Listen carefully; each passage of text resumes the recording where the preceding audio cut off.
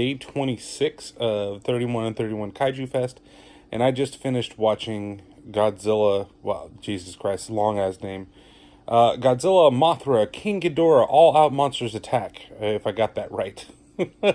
I don't fucking remember. It'll be on the title of the damn video. But man, this one is pretty goddamn intense. I can definitely say that I've enjoyed it. So I'm definitely in the world. There is one movie amongst the millennial movies that I have seen. I've seen two of them, let's say, so far. We've already, talked about the other one being, Godzilla 2000 in the theaters. But there's one that's going to be coming up that was from this era. Where I kind of still separate the two, because even though that was 99, it's still the Godzilla films from the 2000s. I just feel like they passed me by, and not even knowing that they existed. And oh my God. And I remember hearing about them, and they were always something I wanted to see, and I wasn't sure. Well, doing this, it is almost done. This is day 26. I've got 4 more that I've got to see. 5 more? Maybe 5 more movies? Yeah, 5 more movies, I think. So it's pretty intense that this is the way that it's kind of going. And I think that there's some ridiculousness to it. At the same time, I really, really did enjoy this film. So what is this film all about? Well, it basically is another reboot, which again, they've done this so many times with the Godzilla storyline. But every reboot, what I do like is that every reboot always includes the original Gojira. They always go from that point. So even though it's a reboot, Gojira is still the base of everything, right? So when you have this film, you have basically it's like an alternate universe or something like that. That's kind of the way I guess that some people have said it's but it's basically that Godzilla didn't get destroyed by the oxygenator thing from the original Godzilla, and instead he's just been dormant, and now he's come back. And Godzilla is evil, straight up. When you see his character and you actually see the Godzilla suit, his eyes are pure white. He looks really good, and he looks like he is evil as fuck. Oh my God, I can't believe that he actually, it's really true. Oh my God, they really exemplify, this specific trait of Godzilla, of him just being oh, he's just coming to fuck shit up, and he don't care, and he's gonna fuck everybody up. I have to say that after going through a lot of the ones in the 2000s, this is on point. This is a fantastic film. The kaiju fights are so much fun to watch in this film, and the human stuff is great because it it ties into the damn story. So even though again, it's a reporter thing. Wait, how did we get back to fucking reporters? But she works for a I don't want to say a TMZ type thing, but paranormal. They produce kind of fake, more fluff pieces, but dealing with paranormal and monsters and shit. And she's trying to do something about Godzilla, and then all of a sudden Godzilla shows up, and there's something about the 3 guardian monsters that are out there, and the guardian monsters are Mothra, Baragon, and Ghidorah.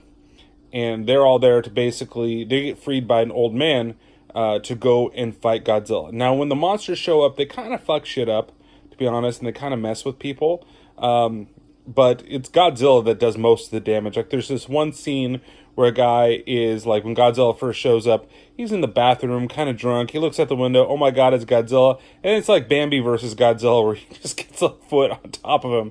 And it's fantastic. The fights are great. The first one you get to see is Baragon versus Godzilla, and oh my God, it's fun. It is really, really fun. And Baragon gets his ass kicked, and basically dissolves into gold dust. And then you have Mothra show up, and Mothra, everybody's worried about her. She cocoons herself, and then she pops back up as as herself, and then her and Godzilla fight. And Ghidorah, he's underground. He's a good guy in this one. So it's really odd to see him in that type of role where he's actually a good guy. But when he shows up after Mothra kind of gets beat down, and Mothra, it sucks because she gets thrown around a couple times. There's two hilarious ones. There's one that's funny, not in that, but she's like flying away, and there's like guys looking at her, and they think that she's going to run to the building, and then she swoops up, and then Godzilla's blast blows up the building and fucking kills a bunch of people. Godzilla kills a lot of people in this movie, by the way. So she gets beat.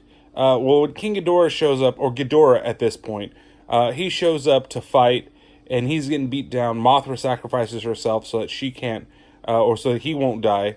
And she kind of just gets knocked down. She doesn't turn to gold dust right away. They fight some more. They shoot some missiles. They're trying to use these boring missiles that they used in the beginning of the movie to free some guys from a tunnel. They're using that against Godzilla. And again, it's like weird foreshadowing, but it's kind of cool. They don't really work. But Godzilla decides that he's going to go kill Ghidorah, and when he does, that's when Mothra truly sacrifices herself. She comes back up with flames, and she disintegrates, and all the powers come into Ghidorah and form King Ghidorah, who goes and fights Godzilla, and they have some fights underwater. Ultimately, it's Yuri, who is the reporter.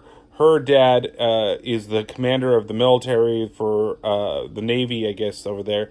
And he's going to do one last heroic thing, which is drill with a research sub, using one of the drill missiles to get into one of Godzilla's open wounds to hopefully kill him. And he does, but he does this by actually being swallowed by Godzilla and doing it from the inside out. But Ghidorah, of course, is there to go and help them for a little bit. And there's some weird stone that falls on top of him that, like, turns him, like, gives him the last bit of power so he can fight back. But ultimately, he does die, and Godzilla, has it all, like, all those powers put into him. I don't know the significance of that necessarily, but it just kind of was like maybe their last-ditch effort to do something. And then Godzilla gets killed by the thing. Like, it's actually kind of neat because he tries to use his fire breath, and his atomic fire breath, and because he's got the giant, like, hole in his neck over here, it, like, shoots out, which you're probably looking at right over there. And that's basically how he dies. And so the dad survives, Yuri's happy, and then you get, like, kind of like a stinger shot, but it's not a true stinger. It's just after everybody's happy about everything, they go back into the ocean, and you see Godzilla's beating heart, letting you know that Godzilla is going to be back once again. And that's where they kind of get into regenerating capabilities.